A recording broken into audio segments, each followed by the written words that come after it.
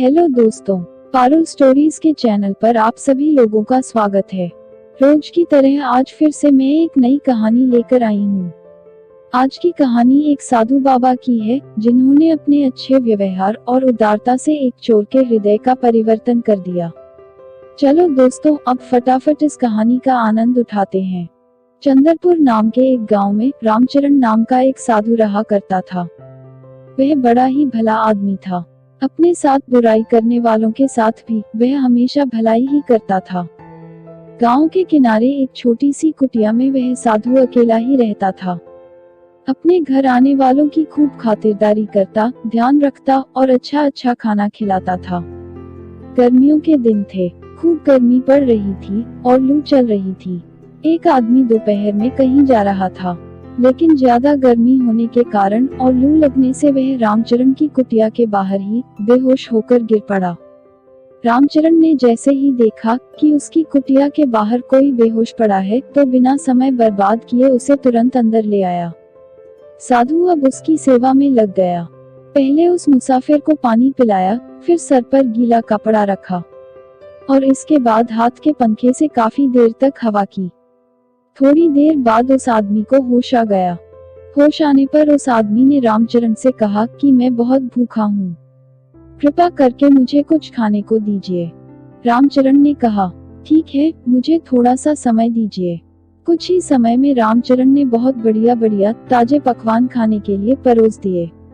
उसने फटाफट खाना खाया और सारे पकवान चट कर गया।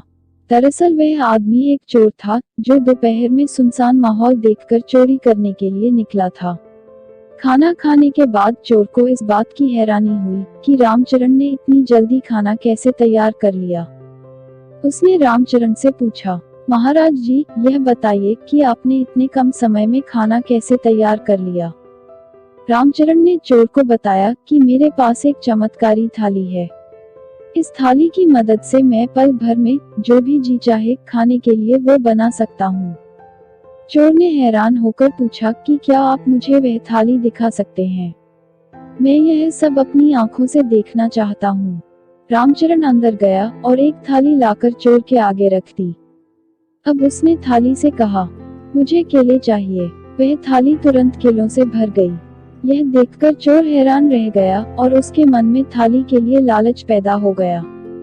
उसने साधु से पूछा, मान्यवर, क्या मैं आज रात आपकी कुटिया में रुक सकता हूँ? साधु एकदम से राजी हो गया। जब साधु गहरी नींद में सो रहा था, तो चोर ने थाली उठाई और वहां से चंपत हो गया। थाली चुराकर चोर सोच रहा था कि अब तो मेरी मौज ही मौज है, जो भी जी चाहे थाली से मांग लूंगा। वह फटाफट अपने घर पहुंच गया। उसने वह थाली एक टेबल पर रखी और थाली से कहा, मुझे चिकन मसाला चाहिए, मगर थाली में कुछ नहीं आया।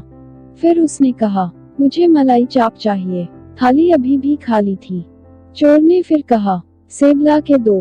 थाली में फिर भी कुछ नहीं आया। चोर को जितनी भी खाने की चीजों के नाम याद थे, उसने सब बोल डाले, लेकिन थाली खाली की खाली ही रही। चोर तुरंत भागता हुआ थाली लेकर साधु के पास गया और बोला, महात्मा, भूल से मैं आपका बर्तन अपने साथ ले गया था। मुझे माफ कर दीजिए और अपना बर्तन वापस ले लीजिए। रामचरण बिल्कुल नाराज नहीं हुआ। थाली लेकर रामचरण ने उसी समय कई अच्छे पकवान थाली से देने को कहा।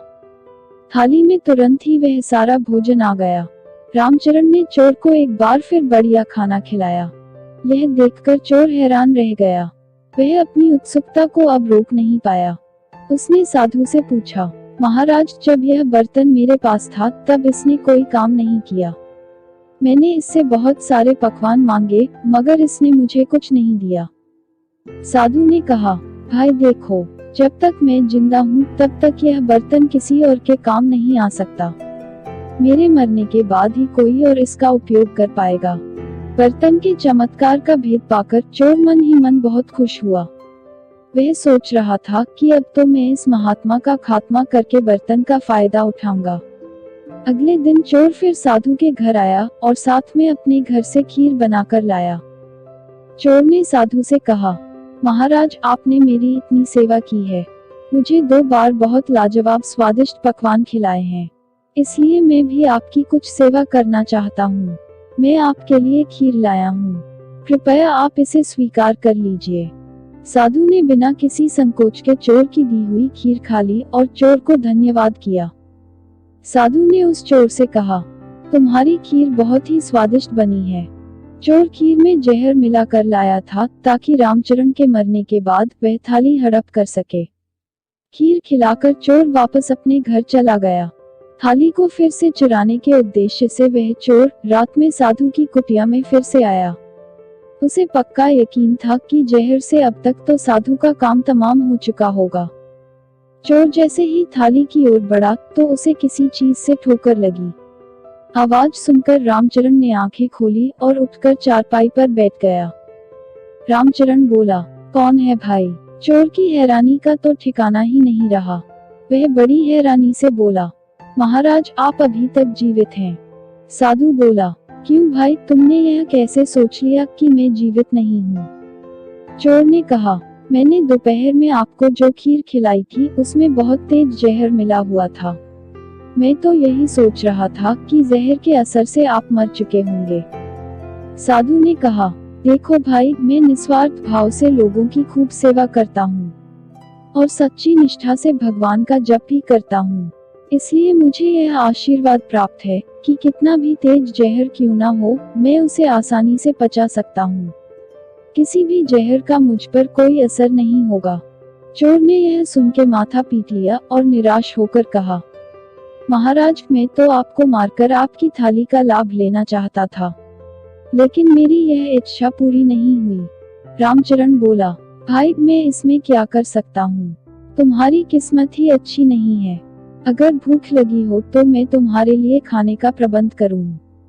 चोर बड़ा शर्मिंदा हुआ और बोला, महाराज मैं तो आपको धोखे से मारना चाहता था, मगर फिर भी आपने मुझसे नफरत नहीं की।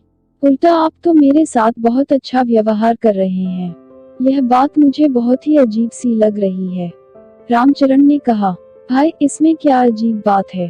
अच्छाई करना मेरी आदत है, बुराई करना तुम्हारी आदत है। तुम बुराई करना नहीं छोड़ पा रहे हो और मैं अच्छाई करना नहीं छोड़ सकता। तुम अपनी आदत से लाचार हो और मैं अपनी आदत से मजबूर हूँ। कहानी से सीख, किसी भी परिस्थिति में इंसान को कभी अच्छाई का मार्ग नहीं छोड़ना चाहिए। आपको मेरी कहानी कैसी लगी?